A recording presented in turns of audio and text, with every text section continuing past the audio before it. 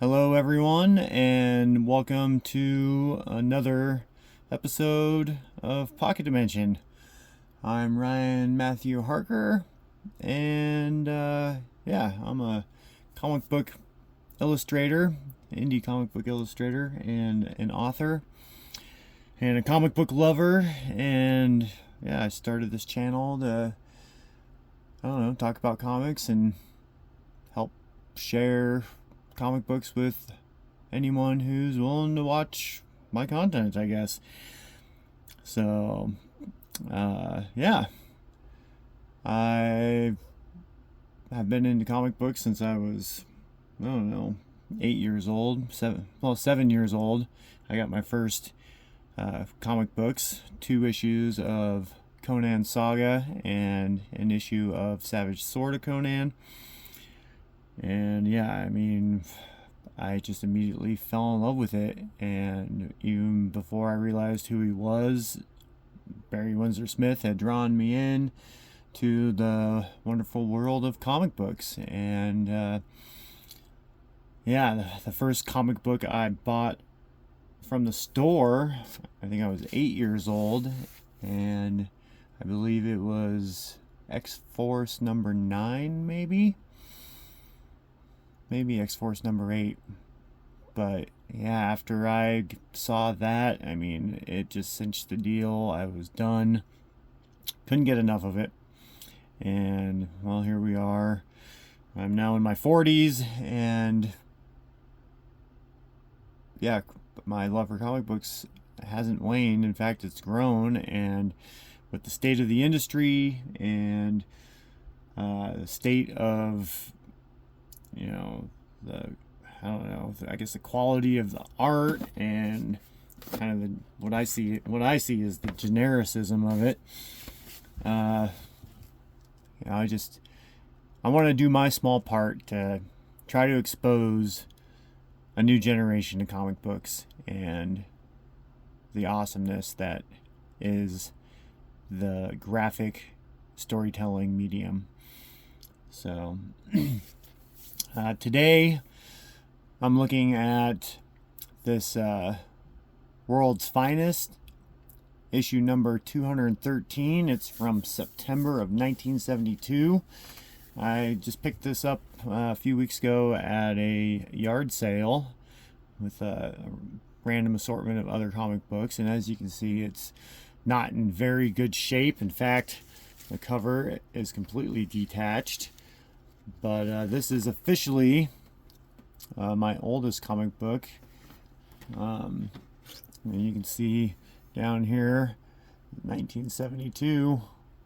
Looks like August and September of 1972. So I'm not sure what the double monthage means exactly. The cover says September. But anyway, 1972 comic books, now only 20 cents. Man, if only they were only 20 cents nowadays, huh? I don't even know what the average is, but I know some of the newsstand editions, or I guess the comic book shop, issues that I've been buying new have been anywhere from, $6 to $10, which is, I don't know, it's crazy. I'm just glad to be an adult with a job, because if I was a little kid again trying to buy comic books, there's no way I'd be able to afford that.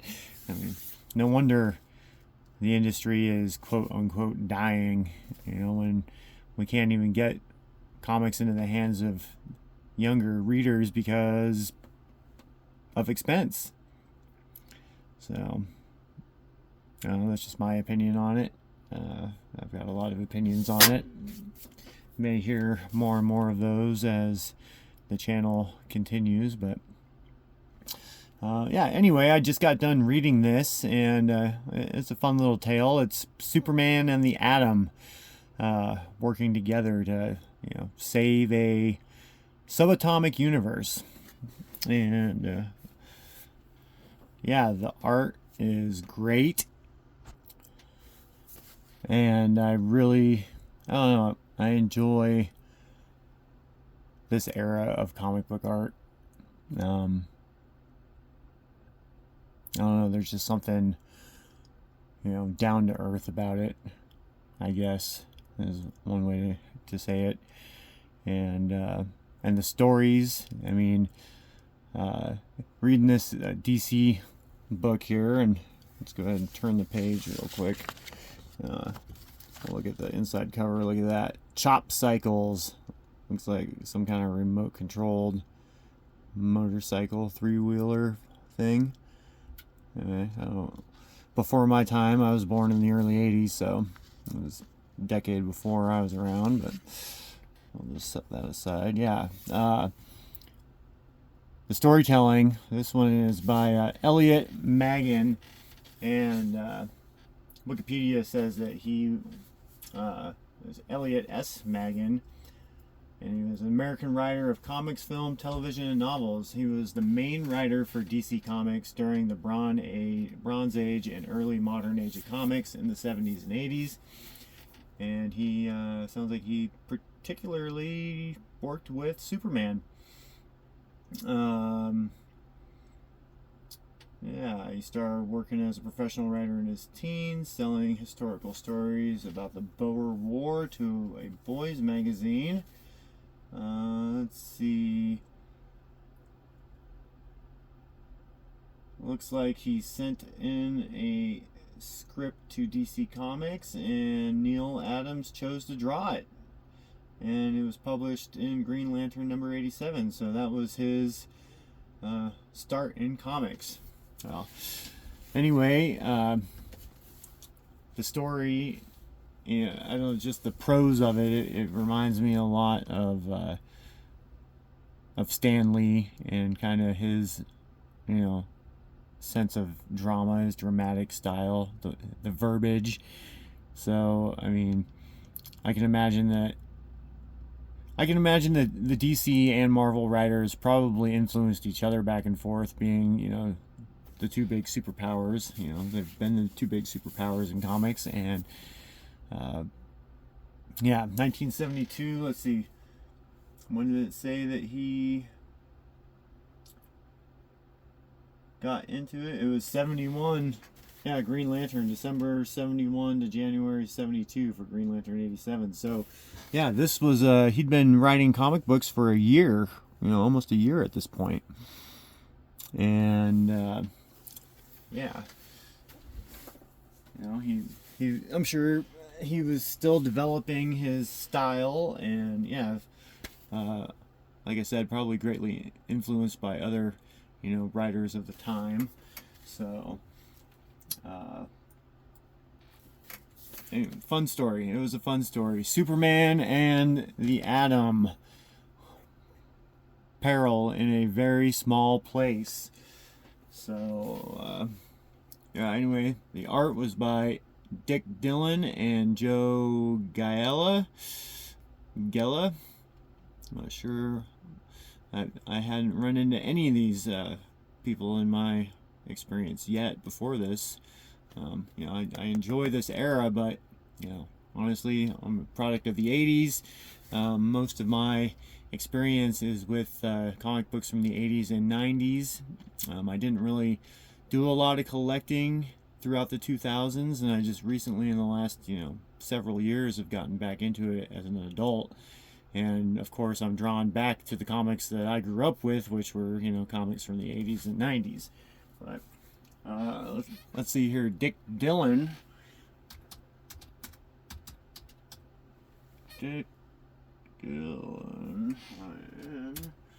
Let's see what Wikipedia has to say about him. Richard Allen Dillin was an American comic artist, best known for a 12-year run as penciler of the DC Comics superhero team, the Justice League of America. He drew 115 issues from 1968 until his death in 1980. Oh yeah, by the way, at least according to Wikipedia, Elliot Maggin is still kicking. He's 75 years old. So, Dick Dillin, though, on the other hand, died in 1980, so he died the year before I was born. Says that he was determined from childhood to draw comics. He Became an art student at the Syracuse University on the GI Bill after the Army. He did some art for Fawcett Comics. Did some Wiz Comics work. Quality Comics.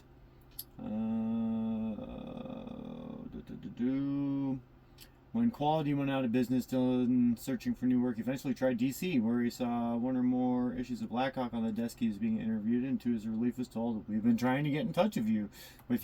So that's a fun little fact, you know.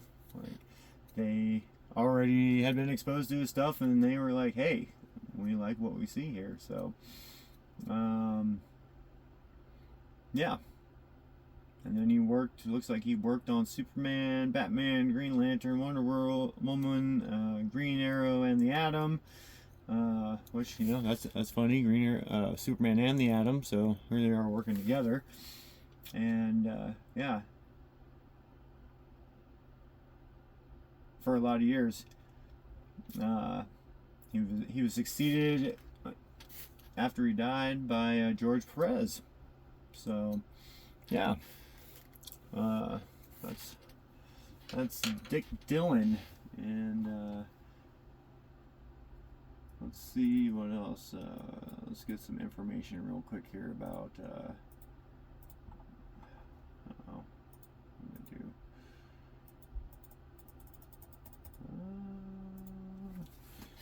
gonna do. Joe Giella.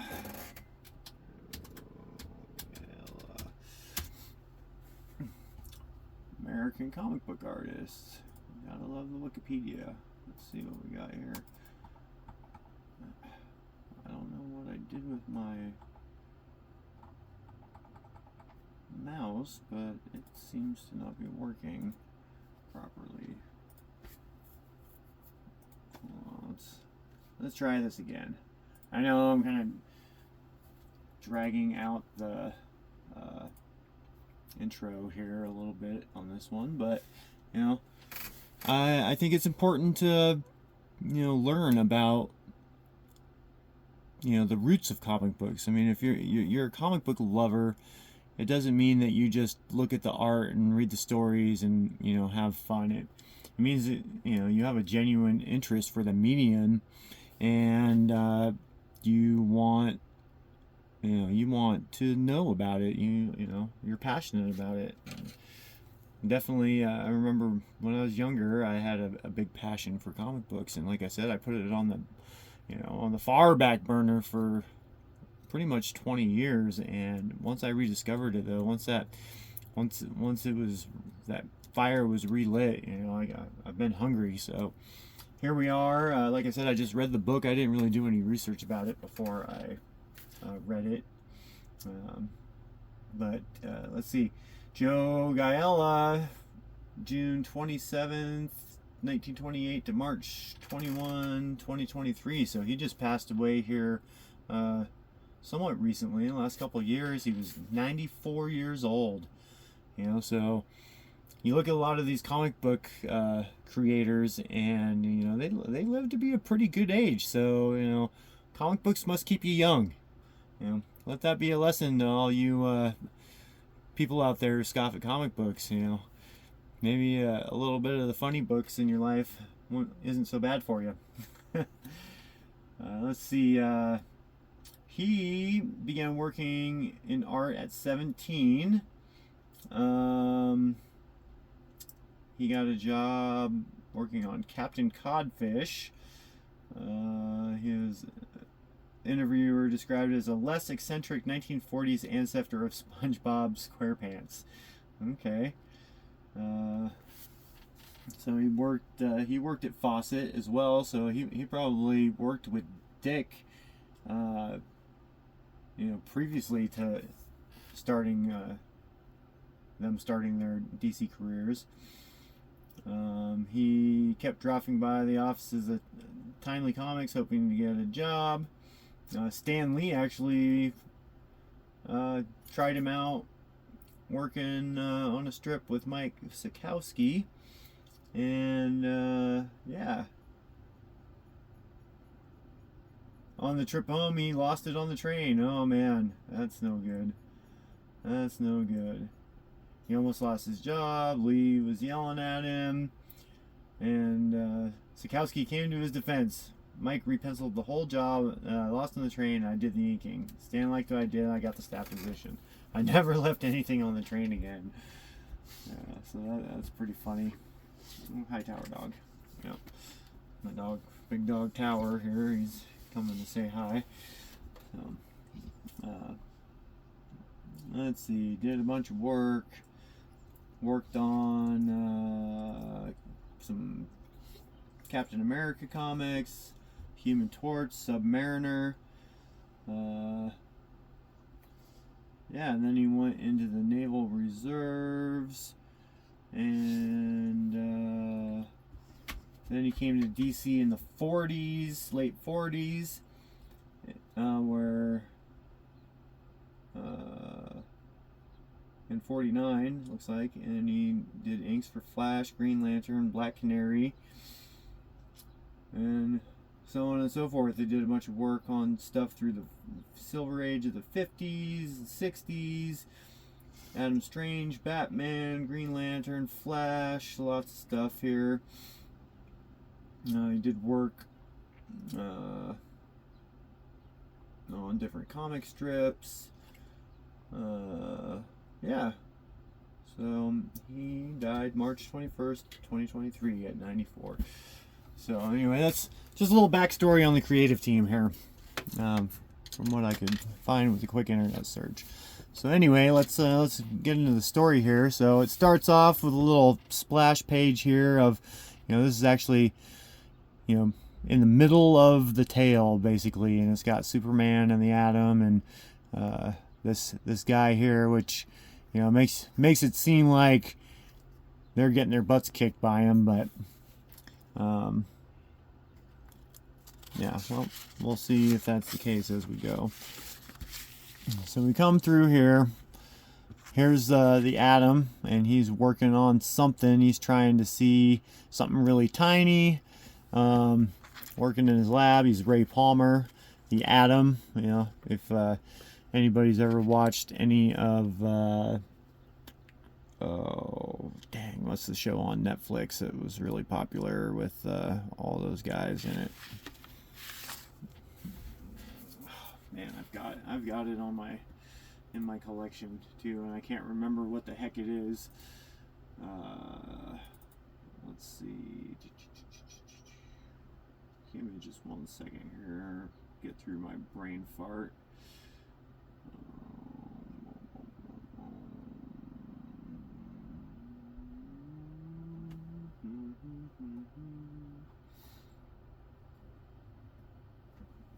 Oh, I'm having a brain fart, but anyway, I'm sure somebody else can fill in, who that is, what that show is. It's got a bunch of people. It's like they're time travelers, and they're doing a bunch of cool stuff through time, and damn. Anyway, Ray Palmer. So he's like, I'm gonna get a hold of Superman, try to figure out, if he can help me see down tinier than I'm able to, because whatever he's looking at in the microscope is getting too tiny for him to see, and he is going to he calls Clark Kent, who he's buddies with, and he knows is Superman, and he shrinks down into the Atom. He's going to jump through the telephone to Clark's apartment, and anyway, let's see what we got going on. They come through, and he's in the phone, but something happens. There's an explosion. The thing he's looking at explodes when it gets super tiny, and he gets sucked into the telephone line. But instead of going to Clark's apartment, he gets lost. And Clark was supposed to answer, and the Atom was supposed to pop out, but he doesn't. And coincidentally, or maybe not, there's a bunch of chaos going on outside. So Superman, is off to save the day. What ends up happening is all the metal becomes charged with electricity, and you know, Superman tasks himself to figure out why.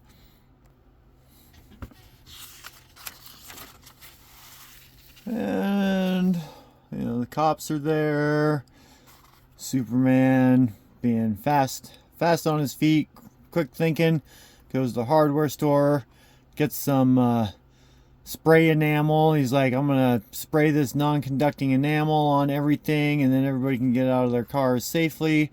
You know, I was just watching a video, a comic book video recently, and on the Kayfabers, Cartoon Kayfabe was doing, had done, and they were talking about, you know, not being able to read the sequence of panels. They were looking at a Prophet book, and you know, the flow of the story was really confusing at one point, and you know, this is something that you don't see a lot of in modern comics anymore, but you saw it a lot back in the day, you know, where they, you know, have the little arrows here that direct the reader through the flow of the story. And yeah, I mean, it's just a fun little artifact that you don't see anymore.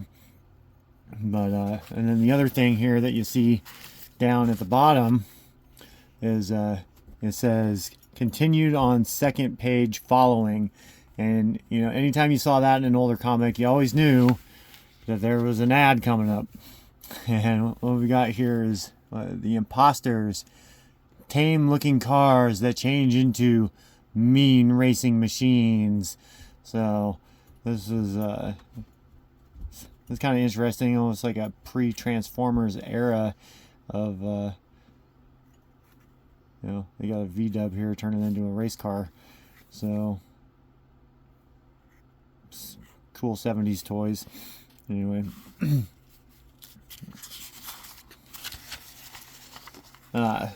Superman, he's like, oh, you know, I'm going to do all the doorknobs on the houses too so people can get in their houses. You know, like for whatever reason, the whole area is just charged with electricity, and all the metal is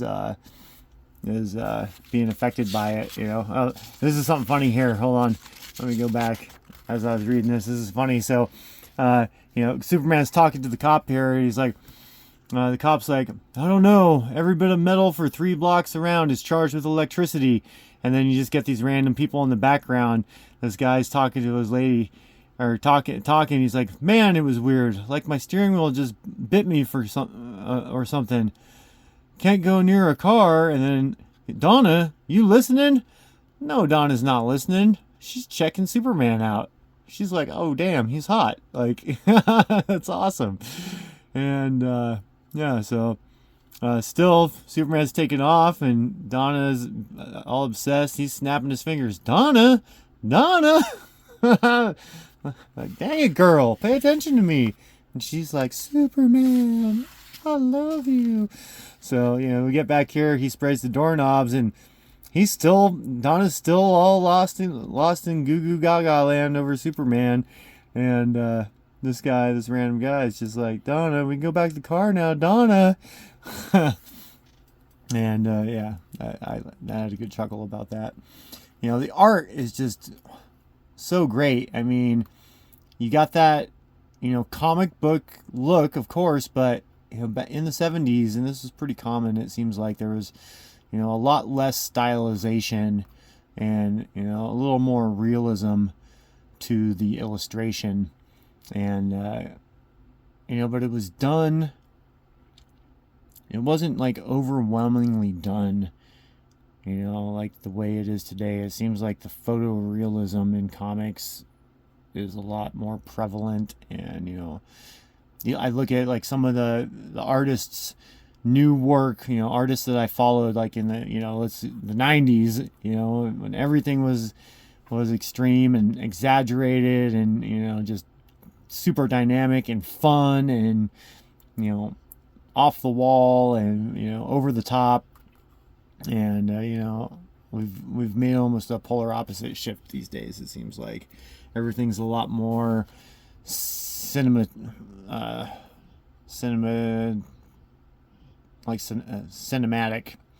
and yeah, I mean, it calls back a little bit to this era, but you know, it was just, it's not the same. And everything's kind of lightly rendered. You know, we got, you know, good spotted blacks, but they weren't used super heavily.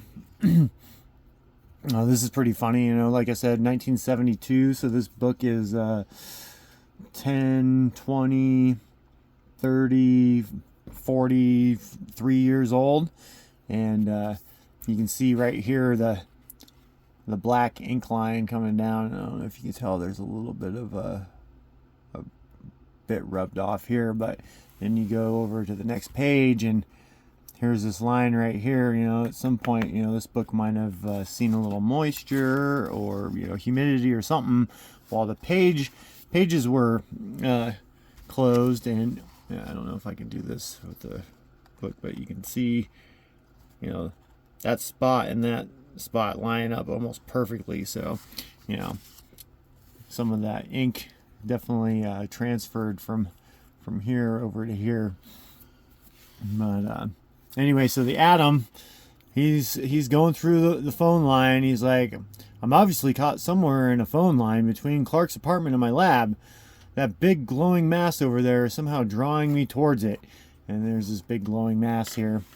And he's like, oh man, I can't get any smaller. I can't expand my body to try to get back to that electron flow. You know, because well, his controls are being affected by that same electrical field that was affecting everything in the big world. And so he does some stuff with his weight controls. And you know, you think about Ant-Man, and they talk about Ant-Man, and you know, when he shrinks, he's you know, his everything is proportionate. Well, it sounds like the Atom, he's like, hold it, my weight controls might be all right if I can. And he adjusts his weight, which does something. And he's like, oh no, the only thing that's still working is the Justice League communicator. Fat lot of good that does. At this size, the signal waves are too short for anyone to receive. And then all of a sudden, the sky's turning different colors. You know. Anyway, like back to what I was saying about the weight. You know, when he's tiny, he can adjust his weight, like, you know, up and down, disproportionate to his mass. It seems like, you know, which is a little bit different take on the whole shrinking and enlarging concept. So, down here we got continued on second page following, so we know what's coming next. Boom, another page of ads. Famous name, prizes or cash, the easy way. It's the Olympic Sales Club Inc. You know, so yeah, they're selling all kinds of stuff. This was basically the Amazon or Temu of the 70s. You know, this is what they did. So we get back here, and the Atom, he blasts himself. He uses his weight. Let's see, if I can maneuver my weight right, and he increases his weight and shoots himself away from the mass, and he's going towards this other place in the light, and he finds himself in the subatomic world. You know, he's in a whole nother little universe here. And you know, so then Superman, he's like, all right, I fixed all the electrical issues. You know, I found where, oh, it's coming from this phone line. There's something going on there for some reason. Everything looks normal, but what the heck? And he's like, oh yeah, I left my phone off the hook. Oh, I can hear another sound. And so he does some, you know, kayfabe 70s mumbo jumbo, and he's like, oh, I'm gonna turn my wall heater into a receiver or an amplifier to try to amplify the sound. He's like, oh, that didn't work, so I better fix it before my landlord throws a fit. You know, just remodeling the apartment, huh, Soups? And he's like, oh, you know, I need to find where that sound's coming from. The only way I can do that is if I, you know, get my Kandorian shrinking ray from the fortress, and his Fortress of Solitude, and you know, And then he shrinks himself and he jumps into the phone line too. And continued on second page following. So what do we got here? Boom, we got another ad. And it's Task Force Tank Trap, a complete game with some kind of war game. It's now all full-scale battle games proceed in 48 hours and snipped in handsome simulated book form only. So you receive 2 giant battlefields, a total size of 3 square feet. Yeah, anyway, there's that. Tank. Let's see here. So now we're back to the Atom, and yeah, he's in this world where there's other people here in this universe. Look, buildings, and they're like, yeah, we're a doomed race. I mean, who knows what kind of speed time's moving at, you know, this size, but it says we're a doomed race. You know, this absorber is, you know, consuming our world, and that's that blob thing that the Atom was trying to get away from last time before he jumped away from it with his weight. And so yeah, he's talking to this guy, and he's like, oh, it just keeps eating all the blobs that flow through the universe, the skies. It keeps us alive. And well, yeah, that's the electrons, I guess, going through the telephone line. That's what their universe is sustained by. And so he's talking about him. He's like, wow, a whole world whose universe is a telephone wire, and whose air and food are electrical currents through the wire. So yeah, that's pretty cool. The simple colors of the times. I love this. You know, you look at these old newsprint comics, and let's see if I can get close enough. Yeah, you can see the print dots of the printing, the coloring process of the printing, and yeah, that's fun. The colors are really nice. I like that. The old school coloring. I mean, look at the way they do the lighting and the shadows, you know, with the color. It's just really cool. But yeah, so Superman, he's on his way now. He's blasting. Here's all the electrons on the telephone line. He's like, he comes upon that blob, and he knows what it is. It's a Genesis molecule. I don't know much about the Genesis molecules, but I'm pretty sure that they are some kind of force that creates life somehow.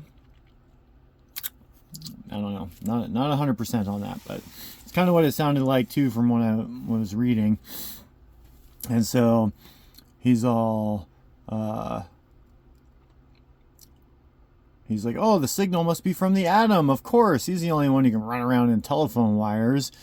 And so Superman comes to the Atom. It's funny how everybody's still bigger than the Atom, even when they're tiny. But yeah, no, great art by Dick Dillin, and Dick Dillin and Joe Giella.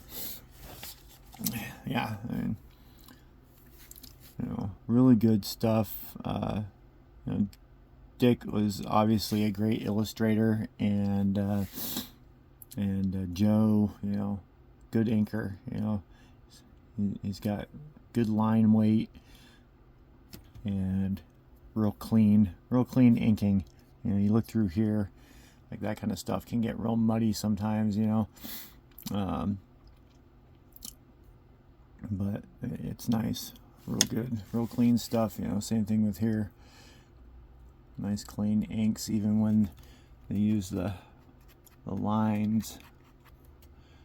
You know, I feel like maybe like these blacks could have been spotted a little cleaner, you know, a little more dense, you know, because we're seeing color through. You know, obviously they kind of just scratched the blacks in there, but you know, you're working on a deadline, right? We'll see something about that at the end of the book. So anyway, the Genesis molecule is going to split, reproduce by fission, I guess, is what Superman says, and then the whole universe will blow up because they'll be consuming all the energy. And so, you know, Adam's like, well, we can't destroy this universe because, you know, he's like, oh, you know, we're going to have to destroy everything so that we can stop the chaos happening in the real world, in the big world. And Adam's like, we can't do that. And Superman's like, well, you got any better ideas? He's like, look, there's people here, you know, we can't just, you know, do that because then they'll all be destroyed, right? You know. And Superman's like, oh, damn, I didn't know there's people here. Well, that changes everything. And of course, these guys are all like, oh man, our saviors. Hail the holy travelers, our deliverers. And so they got to come up with a new plan. And he's like, you know what we have to do, Superman? And, you know, this is Superman right here. He's like, and for a brief moment, a man of great power thinks of a time past and a pledge Superboy took with the responsibility for that power. And I get this is something I'd never read before, but it talks about the pledge of a Superman. I will use this power for all the good that can be done, to work for peace, to encourage virtue, and above all. And here they are, as you know, as he's going through the pledge in his mind, they're all like, this is what can we do? They're doing stuff to try to, you know, fix this. And above all, to preserve life in all its forms, or failing in this, to give up this power forever. Superman grabs Adam, and he's like, because Adam's like not doing good inside the vacuum or whatever, the atmosphere of this subatomic place outside of that little world they were on. And so Superman somehow makes some weird metallic bracelets for him that, you know, are magnetic or something that's supposed to help him. And then he's like, the molecule's about to split in two. We got to hit both of them at the same time to destroy them. And he's like, oh, continued on, second page following. Here we go. Boom. New Eerie Fantastic Demon from DC. So here's a new mag from DC. That looks like some Kirby art there. I bet you. Yep. Introducing Jack Kirby's startling new epic, The Origin of Demon. So yeah, there's an old Kirby book. Now only 20 cents. And then I thought this was pretty cool. 3 big drafting kits given to you. So here's an ad for Draftsman. Coast to coast shortage of trained draftsmen opens thousands of big salary jobs for beginners. Now you can take your pick of thousands of big salary jobs open to draftsmen. See the help wanted sections of metropolitan newspapers. Huge nationwide demand. U.S. Department of Labor reports 42% more draftsmen needed in the next 10 years. Not enough applicants to fill drafting jobs available now. Our easy, quick learn method has helped hundreds towards good income, security, and prestige as draftsmen. Why not you? You need no drawing skill, no technical ability. Our staff of professional draftsmen guide you step by step with our spare time home study plan. You work on actual projects. Makes learning fun, easy to remember too. Many graduates have succeeded with only grade school training. Others report good earnings drafting part-time while still learning.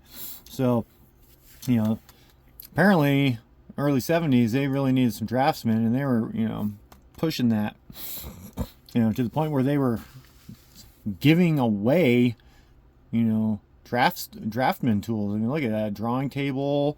It looks like a draftsman set, drafting tool set. You know, some more drafting tools. So that's pretty crazy. Anyway, so Superman throws Adam. He hits the other one. Boom, and they explode the Genesis molecules, and they are all both spat back out of the telephone receiver. All right, and he's like, hey, Superman's like, hey, you know, you want to, you know, enlarge yourself and hit me with the Kandorian enlarging ray now? And yep. So then, job well done.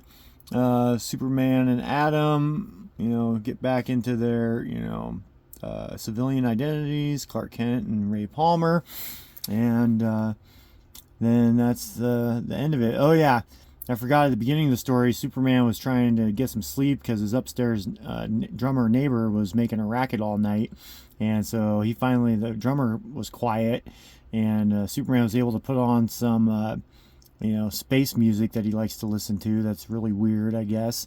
And so Ray, he's like, I don't know, what is that infernal racket? And Clark's like, that infernal racket is a very sophisticated form of otherworldly music. It's so soothing, I didn't even notice I'd left it on. And Ray's like, personally, I'd rather hear the busy signal of a phone any day. And at that moment, the upstairs drummer neighbor knocks on the door, and he's like, hey, Kent, sorry to bother you. I was up practicing all night, and, well, could you please turn down that sound effects record a little? So he's like, the drummer who was making a racket all night is upset because Clark's music is bugging him. Yep. So, talking about deadlines and, stuff here. It says next issue on sale on or about August 15th. So, they were giving themselves some leeway, it looks like, with their production schedule and getting the books out. But, and then here we go. Swamp Thing was just coming out, it looks like, in 72 or the end of 72. A different comic mag is coming. The Swamp Thing. Joe Orlando, Len Wein, and Bernie Wrightson. Bernie did a lot of great Swamp Thing art, and so this was the beginning of that. That's really neat. Wouldn't mind getting my hands on some of those old Wrightson Swamp Thing mags. And then we get, World's Finest Fan Mail. And another ad for, looks like some kind of tabletop or role-playing game. And then Franklin Academy, you can graduate high school. Another prize cash grab. Looks like some kind of, again, like maybe, I don't know exactly what that is, but join the Winners Club, Junior Sales Club of America. Oh, this was like where you'd sell magazines and different things, and you'd earn prizes by doing that, I think. So yeah, there's that. And then some more toys. Oop, Mattel toys. Oh, quality hobby kits. So 4 new snap tight drag construction models you build without glue, without paint, and without help. So you just snap them all together. Anyway, there is that. We made it through another fun issue of a comic book. World's Finest number 213, 1972. So, yeah, I don't know. That was a lot of fun going through that. It was fun to read, and kind of fun dissecting it a little bit for all of you out there, and any who might be interested in comic books, and who love comic books as much as I do, and hopefully we can get more people to fall in love with comic books like that. And I love watching the cartoonist kayfabe videos, and they always end their videos with their marching orders: read more comics. Well, reading comics is great, and that, we definitely want that. But I think I want to, add my own take on that, starting today with the end of videos. I kind of tried to do it a little bit on the last video, but I thought about it more, and I think that it needs to be not just read more comics, but, create more comics, read more comics, and expose other people to more comics, and the Kayfabers, they also had their Christmas in July, the last Saturday of July, which is going to be coming up here next month, where you leave leave floppies or leave your spare comics in free lending libraries, little libraries around town. And so, they were promoting that, expose more people to comics too. But yeah, I think, not just the reading of the comics, but, actively creating comics, for, those who, are creative, writers, artists, etc. But, also, and then exposing people to comics as well. So read more comics, create more comics, give more comics to other people. Anyway, I'm Ryan Matthew Harker, and this is another episode of Pocket Dimension. Thanks for joining me, and I'll see you next time.